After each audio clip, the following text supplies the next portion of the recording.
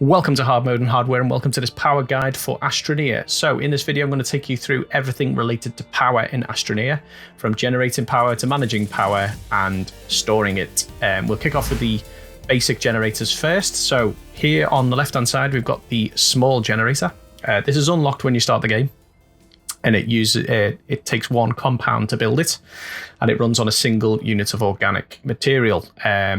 It produces 1 unit of power per second, and 1 unit of organic material will make it run for 100 seconds. So it produces a total of 100 power on a single unit of organic material.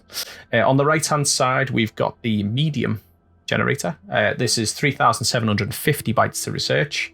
It costs 1 tungsten and 1 aluminium to build, and it produces, it runs on a single unit of carbon, which is obviously 1 cooked unit of organic material, and it will produce 3 units of power per second, also running for 100 seconds. So it produces 300 units in total from one lot of carbon. So they can both be turned on and off, so you don't waste resources, which is fine. They're great because they can be used in any environment, unlike some of the other options where they require certain conditions. These can be used anywhere, but they do cost resources, so they're not the best, but they are, freely available and cheap to make. Okay, so we're moving on to the power of wind. Stop giggling, I can hear you at the back. So you've got 2 options when it comes to the wind power in Astroneer. You've got the small wind turbine, which is on the left-hand side.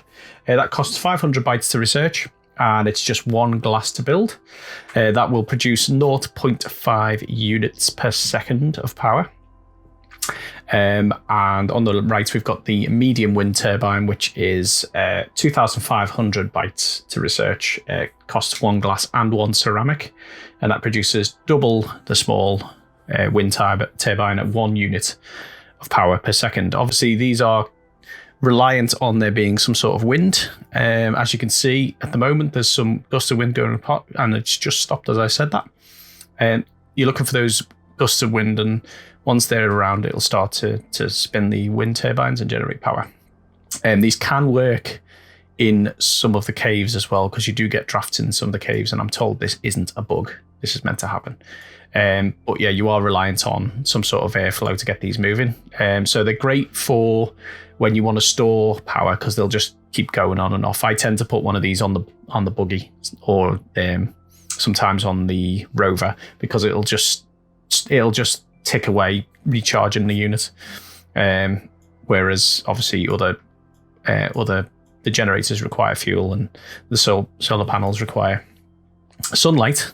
These will operate whenever there's a gust of wind, so they're kind of a nice little passive power generator, but they're not fantastic at only half a unit and 1 unit of power each. Okay, so we move on to the solar panel generators. So starting from the left, we've got the small solar panel. This is 500 bytes to research, and it takes 1 copper to build. It produces half a unit of power per second. Nice and straightforward.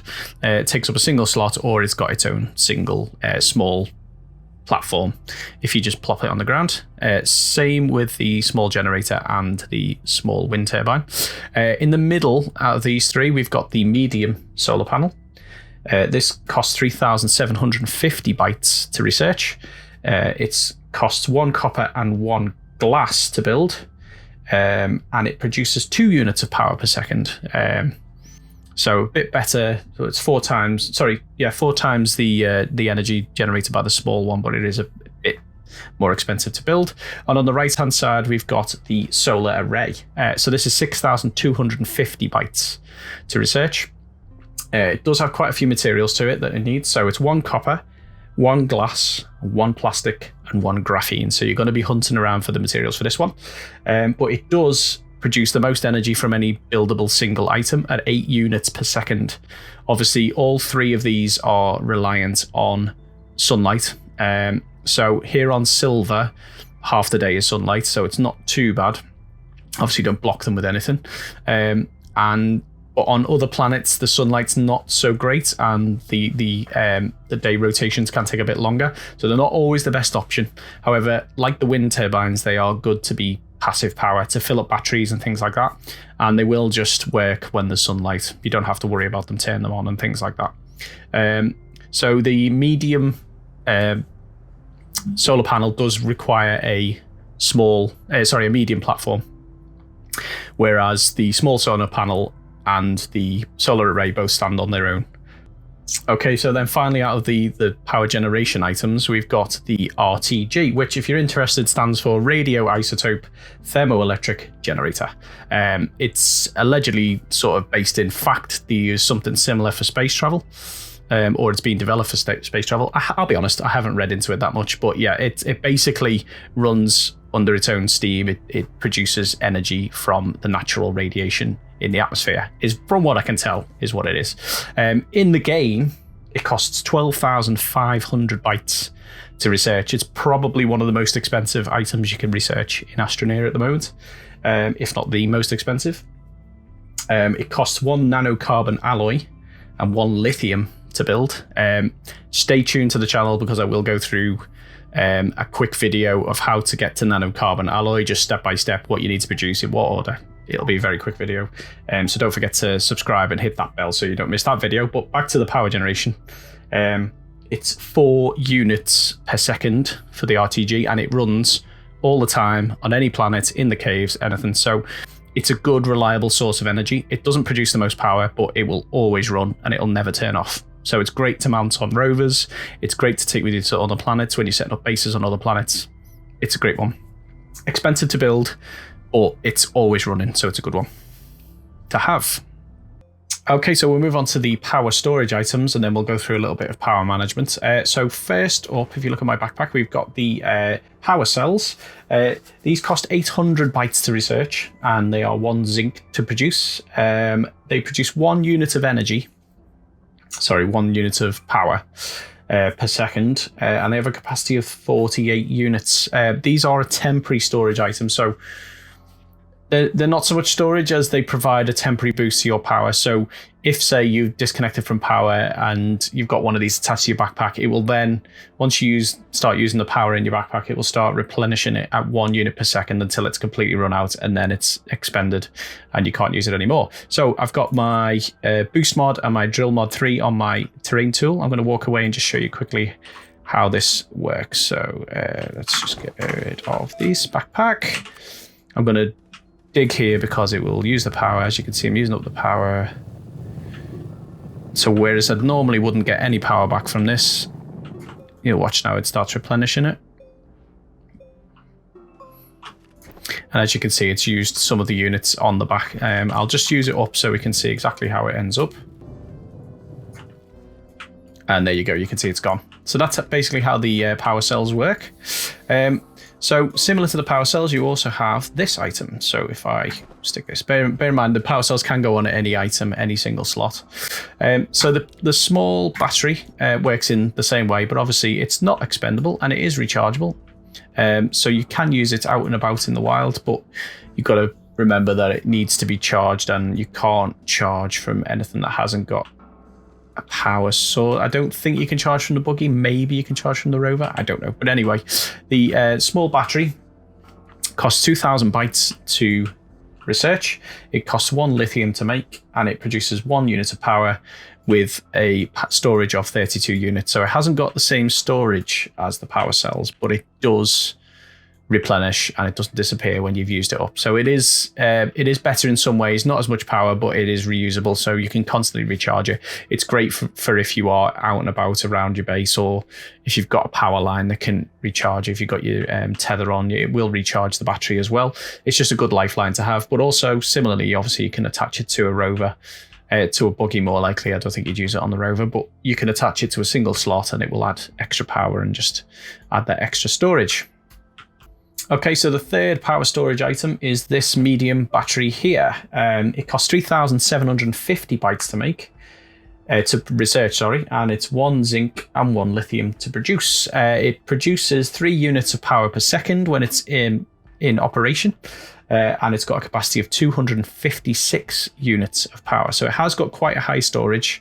It does take a little bit more to make, but not drastically more than the small battery when you think about it. But also it does need a medium platform. So it's an extra item that you'll have to build for it, but it can attach to any 2 slots, so it's great for putting on rovers. It's great for attaching to medium storage on the rocket or things like that. So it's good for that. There is some argument to be made about filling up a medium storage silo with small batteries over a medium battery, but we'll go into that in a later video. That's sort of advanced topics of power generation. But yeah, so that's the medium battery. It's good to have charged, especially through the night. What's good? Well, it's a good way to use your solar panels is to charge the battery through the day and then use that power through the night. Obviously, I've only got one medium battery here, but you can have a bank of medium batteries, and they'll probably run most of your machines all night long if you're just using solar panels and wind turbines, and it'll save you on resources. But obviously, then just make sure it's replenishing in the daytime. Okay, moving on to power management, and the first item up is extender, and the extender is 500 bytes to research and 1 copper to produce, but you do get 5 extenders per copper, so they are quite cheap to produce. They basically extend the cable. They double the length of the cable runs just by having this in the middle. They do also limit the power to being one direction. As you can see from the chevrons moving along the cable here, you can see which direction the power is flowing. So it's something to bear in mind. If you are using these for your setups, you may need 2 different directions using these extenders if you do happen to have a loop. The direction is based on the way that the cables are set up. So currently it's going from the medium turbine to wind turbine to the extender and then to the small solar panel. If I was to take the cable from the small solar panel and plug it into the extender this way, it will automatically switch the other side as well, and it's always based on the last cable you've plugged in. So if I move this into the middle now, it'll switch it around, and it's that simple. And then obviously I can take the cable out from the turbine again and put it the other way around. And the second item in power management is the Humble power switch. It's 750 bytes to research and 1 copper to produce, and like the extender, it is one direction only, as indicated by the chevron on the side. And again, it works based on which way the cables are plugged in. So if I was to put the cable in that way, it'd reverse it, and so on and so forth. In this situation, that wouldn't work because of this, but we'll get to that in a minute. In the basic sense, it just works like a switch, so you can turn power on and off. It means you can have power connected to a device. If you don't want it to run, you just turn it on and off. There are more advanced things you can do with the switch, but we'll save those for another video where I'll go into some more advanced power management techniques and scenarios where we could set things up to automate and things like that. But for now, you just need to know that you've got a switch that you can turn on and off if you need to. The third item in the power management is the splitter. It costs 1000 bytes to research, and it's 1 copper plus 1 graphite to produce. And in very basic terms, it splits the power. You can use it to join power together, but there's very few circumstances where you would need to do that and not just use a medium table. However, you can, medium platform, sorry. However, you can dictate the level of power that's being transferred when you use it as a splitter. So again, like the extender and the power switch, it's one direction based on which way the cables are plugged in. So currently we've got this RTG on the medium platform plugged into the splitter, and then out of the splitter we've got this cable going to the medium battery and this cable going to the medium solar panel and the rest of the network. So currently, if you look at the table itself, it's got dots arranged based on which connector it is. You've got 1 dot, 2 dots, and 3 dots. So currently the RTG is plugged into 3 dots and it's providing 4 units of power per second into the splitter. The 1 dot is connected to the medium battery, and the 2 dots is connected to the medium solar panel. So currently we've got 2 units going to the medium. Normally it's completely ratioed. So here you go. It's for some reason, oh yes, it's because I've got the switch turned off, isn't it? So we turn the switch on. So you can control the ratio of the power between the 2 different directions when it's used as a splitter. So currently it's about equal. Obviously, if you decided you only wanted to pass 1 unit per second to the battery, you do it like this, so that only 1 unit's going to the battery and 3 units going to the rest of the network. So that allows you to trickle charge that medium battery while still providing 3 power per second to the rest of the network, which for most of the machines is enough for 1 machine at a time. You could set up a bank of these and have them with batteries off to one side it's quite a good use for it actually, is to have them trickle charging the batteries, especially if you're using a lot of solar panels, because then you can be charging the battery at a trickle charge, and then obviously you'd have this battery connected to the network, possibly with a power switch in between, and then when night falls you can then flip over to the battery, and that would power your network when the solar panels can't. So that's the splitter. Okay, so there's 3 more power management related items I just quickly want to run through. I'll just give you a quick basic overview because they definitely deserve their own video where we can go into more depth on them and set up some systems using them so we can sort of increase our power of automation. But the first one up is the power sensor. It's 500 bytes to research. It's 1 zinc and 1 copper to produce. And what it does is it will trigger an item that it's attached to based on the power state of the actual power switch itself. So as an explanation, just to go through how it works, I've currently got it set up to the medium wind turbine. So then what I can do, so while it's powered on, I can if we just create a segment and we attach it to this generator here, as soon as that wind now stops, what should happen? What should happen is the generator should kick in. As soon as the wind starts again, the generator should shut off. And that's because I've got it set to power gained or lost. So if we just keep watching now, it's about to happen. There you go. So because we've lost power from the wind, and because the power sensor is set to gained or lost, every time the power is gained to the switch or lost from the switch, it will trigger the item at the end. So as the wind starts again, you can see the generator's turned off. You can set it to only trigger if the power is lost, and it won't trigger if the power then switches back on. Or you can do it the other way around. If the power turns on, it will trigger. And it's a good way to control items, and we'll go through some more complex scenarios of how we can use that for automation in another video. So stay tuned for that.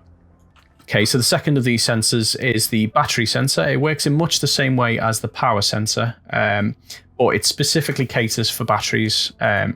So what you do is you pick this one up and you stick it to your medium battery. As far as I know, it only works with the medium battery. And what you can do is you can set it to trigger a device based on the state of the battery. So with the battery, it's obviously whether it's empty or not empty. So it's waiting for the batteries to fully drain, and it will trigger. And then when it's not empty, it will trigger again. So that can be good for charging. You can set it to charged or empty. So when it reaches full charge or when it reaches fully drained, it will then trigger, but nothing in between. And then you've got charged or not charged. So whether it's charged or not charging, or not charged. So i.e. it's still got capacity, but not, it's still got power in it, but not fully charged. It will trigger them as soon as it changes state. So okay, to test this out, I've connected up an auto arm which draw 1 power regardless of whether they're doing anything. If they're turned on, they draw 1 power anyway. So if I've set this up correctly, this will, as soon as this switch is flicked, it will power on the arm. The arm will start to draw power. It will drain the battery. As soon as that battery starts to drain, it will flick the generator on. As soon as that battery hits full power again, it should turn the generator off. There you go.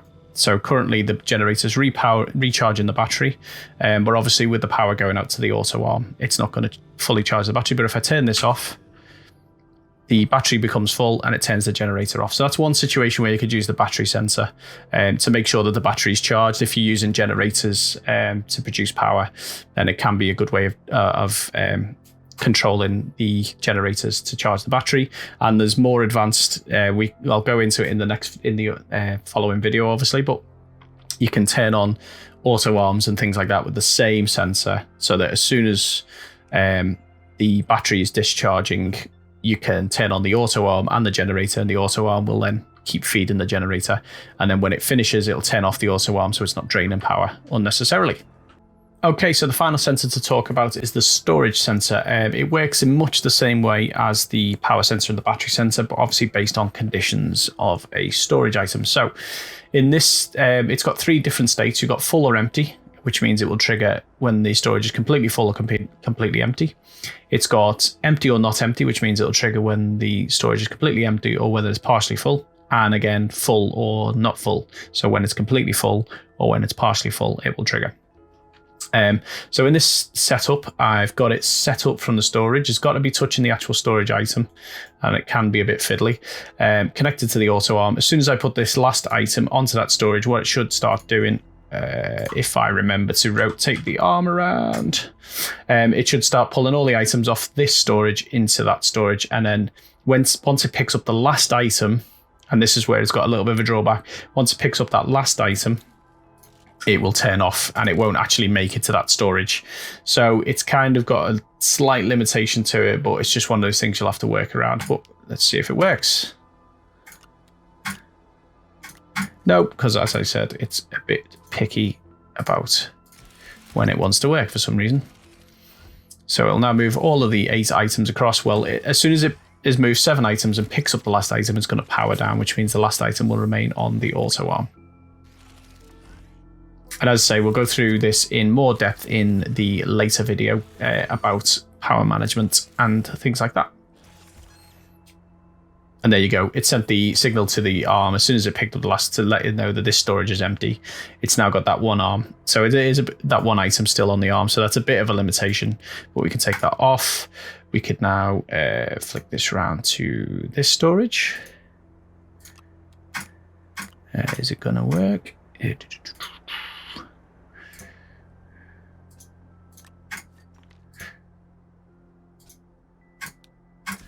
There we go.